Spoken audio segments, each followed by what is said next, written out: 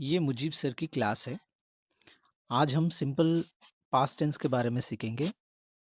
Let's learn with rules and examples by Mujeeb sir. Rules, पहला rules ये है, don't use any helping verb, यानी हमें कोई भी हेल्पिंग वर्ब का इस्तेमाल नहीं करना है। दूसरा rules, use only V two, यानी वर्ब नंबर 2 का इस्तेमाल करना है। पॉजिटिव सेंटेंस देखो, आई वेंट टू कॉलेज, इसमें आई सब्जेक्ट है, went verb, to college object, यानी यहाँ पर कोई भी हेल्पिंग वर्ब आपको नहीं दिख रहा है। आई, उसके बाद वेंट। तो ऐसे ही दूसरे वर्ब इस्तेमाल कर कर आप सेंटेंस बना सकते हैं सिंपल पास्ट में। We went to college, they went to college.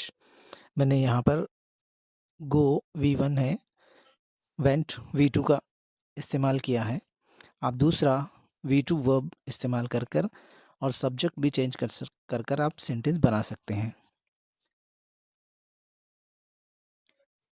दोनों रूल्स अप्लाई हुए नहीं, देखो यहाँ पर।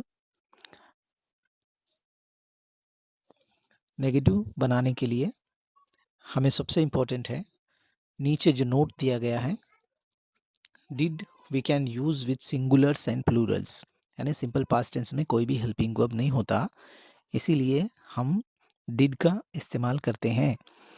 जैसे सिंपल प्रेजेंट में हम डू और डज का यूज़ करते हैं, वैसे ही सिंपल पास्ट टेंस में हमें डिड हेल्पिंग वर्ब का यूज़ करना होगा, नेगेटिव बनाने के लिए और क्वेश्चंस बनाने के लिए। एग्जाम्पल देखते हैं। I did not go to college, we did not go to college, they did not go to college, she did not go to college. यहाँ पर आई के साथ भी डिड यूज़ होता है और शी के साथ भी डिड यूज़ होता है, यानी कि डिड सिंगुलर और प्लूरल दोनों के साथ यूज़ करते हैं। क्वेश्चंस बनाने के लिए पहले डिड का इस्तेमाल करें।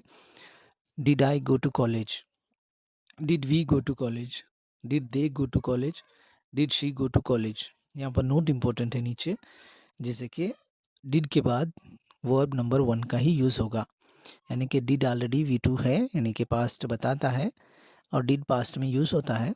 आगे यूज़ होने वाला वर्ब V1 ही आपको लिखना है, याद रखिए इस बात को। Thank you so much for watching my videos. Please subscribe and follow and share if you like this video.